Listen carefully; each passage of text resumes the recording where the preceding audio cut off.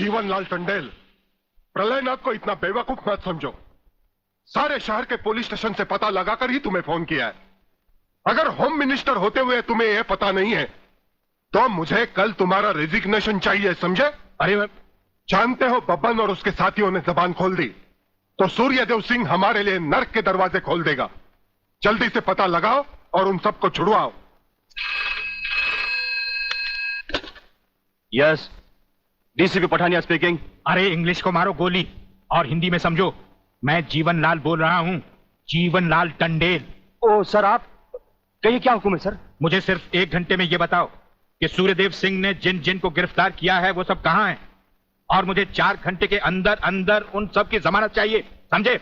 मगर सर, सूर्यदेव सिंह के बारे में जितनी जानकारी आपको है उतनी ही हमारे डिपार्टमेंट को, और हम उसे ज्यादा कुछ पूछ भी नहीं सकते क्योंकि यही हाई कमांड का ऑर्डर है।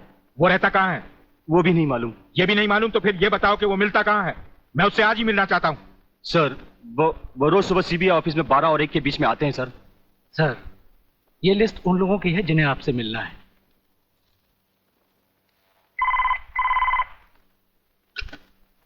सर, मंत्री जी आपसे मिलना चाहते हैं। टंडेल का नाम है क्या इसमें? जी नहीं सर।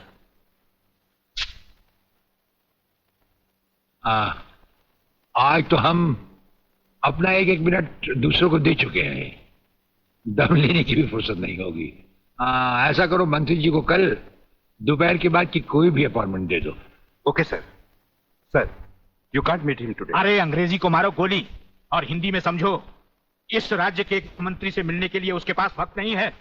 मैं पूछता हूं वो हमारी खाता है या हम उसकी? इसमें आपकी और हमारे खाने की बात कहां से आ गई? तो ये है ब्रिगेडियर। आप यहां अचानक आप पधारे हैं और हम आज का सारा वक्त औरों को दे चुके हैं। आखिर हम सब जनता ही के तो सेवक हैं। कुर्सी मिलने पर ये समझ लेना कि सारी सरकार आप ही की है, इसे हम कैसे मान लें? आप मुझे ये न समझाएं कि सरकार किसकी है। आप सिर्फ इतना समझिए कि आप एक सरकारी नौकर हैं और आपके सामने खड़ा हुआ ये इंसान इस राज्य का मंत्री है। खादी के कपड़े पहनने से और टोपी लगा लेने से कोई महात्मा गांधी नहीं बन जाता। और सुनिए, हमें नेताओं की भाषा ना तो पहले समझ आई थी और ना कभी आएगी। भाषा छोड़ो ब्रिगेडियर, मैं जो आपसे कहना। आपने जो कुछ भी कहना है कल कह लीजिएगा। आपकी अपॉइंटमेंट नोट करवा दी गई है। और एक बात ये भी याद रखिए कि हमसे बगैर अपॉइंटमेंट के कोई नहीं मिल सकता। और जहां तक हमारा ताल्लुक है, हम किसी से भी किसी वक्त भी कहीं भी मिल सकते हैं, हमारा जब दिल चाहे। शायद आपने वो लेटर नहीं पढ़ा जो सेंट्रल गवर्नमेंट ने आपको भेजा है। उसमें खासुल खास ऑर्डर है कि हमारे किसी भी काम में कोई भी दखल अंदाजी नहीं कर सकता। नमस्कार। नमस्कार।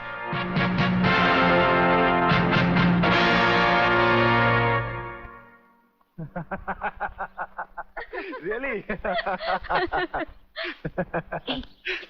ओए, हाँ, गुड मॉर्निंग अंकल। अरे अंग्रेजी को मारो गोली और हिंदी में बात समझो। हिंदी में तुम ये बताओ, तुम्हारे पिता कहाँ हैं?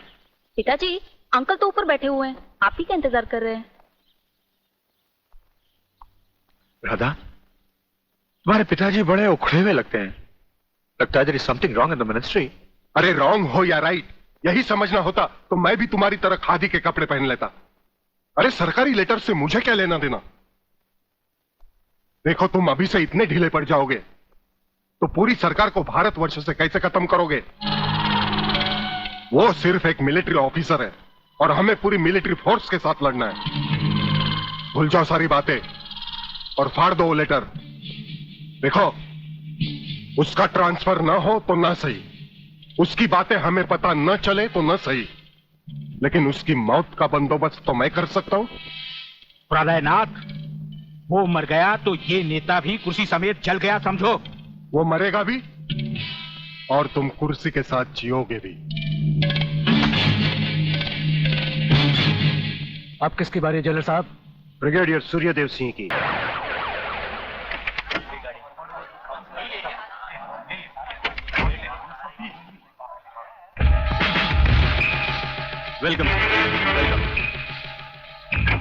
प्लीज।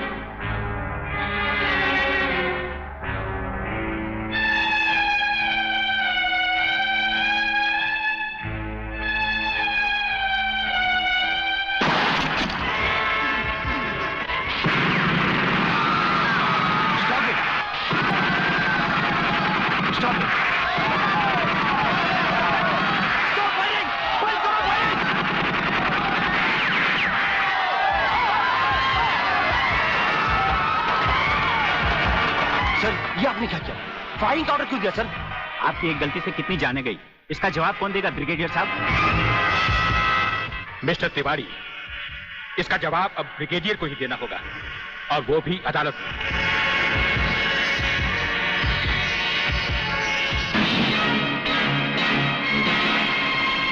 योर ऑनर, शहीद स्मारक पर हुए गोलीकांड के जिम्मेदार ब्रिगेडियर सूर्यदेव सिंह ही हैं। इन्हीं के कहने पर गोली चलाई गई, जिसमें कई बेगुनाह लोग मारे गए। अब मैं अदालत के सामने कुछ ऐसे गवाह पेश करूंगा जो इस हादसे को साबित कर देंगे। सबसे पहले मेरे गवाह हैं municipal councillor mister M.K. Tiwari.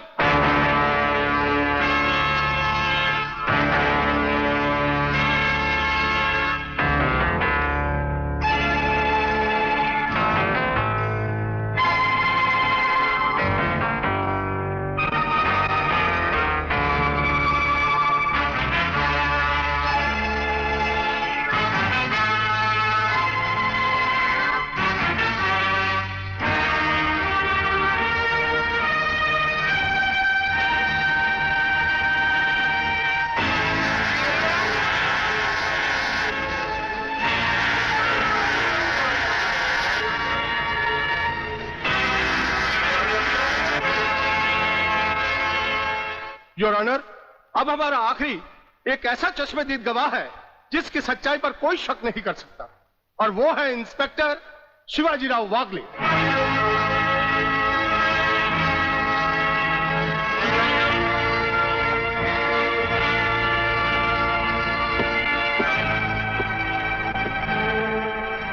मैं गीता पर हाथ रखकर कसम खाता हूं, जो भी कहूंगा, सच के अलावा कुछ नहीं कहूंगा।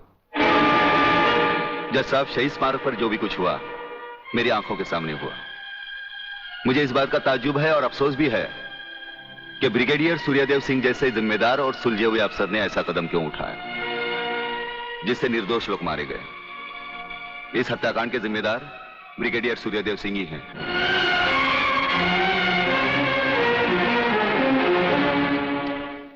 ब्रिगेडियर सूर्यदेव सिंह, अदालत ने आपके खिलाफ सारे बयान सुने।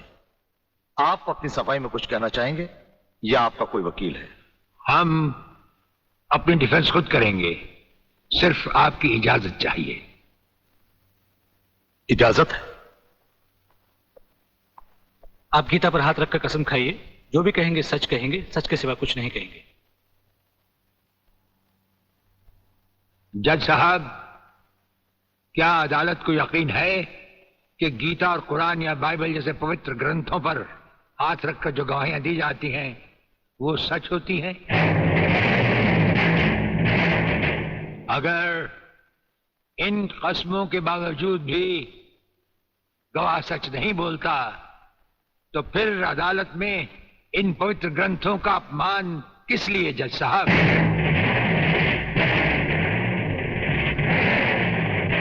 अगर फैसला ऐसे सबूत और गवाहों की बिना पर ही होता है जो पैसे से खरीदे जा सकते हैं, तो बंद करवा दीजिए ऐसे रस्म और रवाज जो कि झूठे हैं। ये मुकद्दस ग्रंथ हमारे धर्म और ईमान का ताज हैं, हमारी जिंदगी की बुनियाद हैं। हम ये कसम खाएं भी तो कैसे खाएं? यह अदालत आपकी दलीलों की कदर करती है ब्रिगेडियर साहब, लेकिन यह अदालत की बरसों पुरानी रस्म है जो मैं नहीं बदल सकता। तो फिर हम भी अपने जमीर के खिलाफ नहीं जा सकते, चाहे वो अदालत हो या जंग का मैदान। आप अपना फैसला सुनाकर अदालत की रस्म को पूरा कीजिए। तमाम सबूत और गवाहों के बयानात को मद्देनजर रखते हुए यह अदालत इस नतीजे पर पहुंची है कि शहीद स्मारक पर बेगुनाहों पर पुलिस ने गोली ब्रिगेडियर सूर्यदेव सिंह के कहने पर चलाई। इसलिए यह अदालत ब्रिगेडियर सूर्यदेव सिंह को 1 साल कैद की सजा सुनाती है।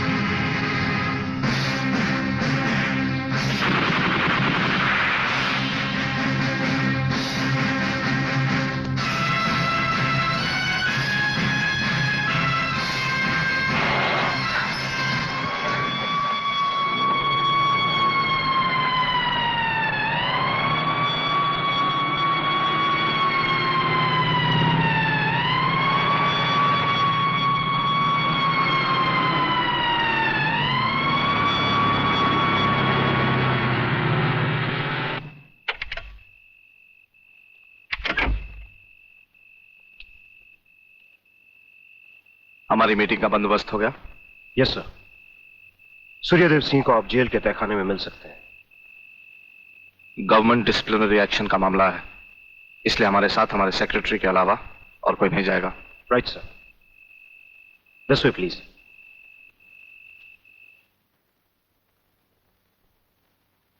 आप इधर उधर देखने की तकलीफ मत उठाइए मंत्री साहब, हम देख भी चुके हैं और सुन भी चुके हैं। यहाँ दीवारें तो हैं लेकिन इनके कान नहीं।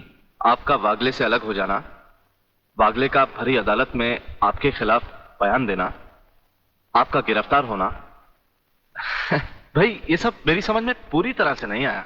इसलिए तो आपको हमने याद किया है, और जब कभी जरूरी समझा जाता है तो इंस्पेक्टर वागले इसी तरह भेस बदल कर हमसे मिलने यहाँ आते रहते।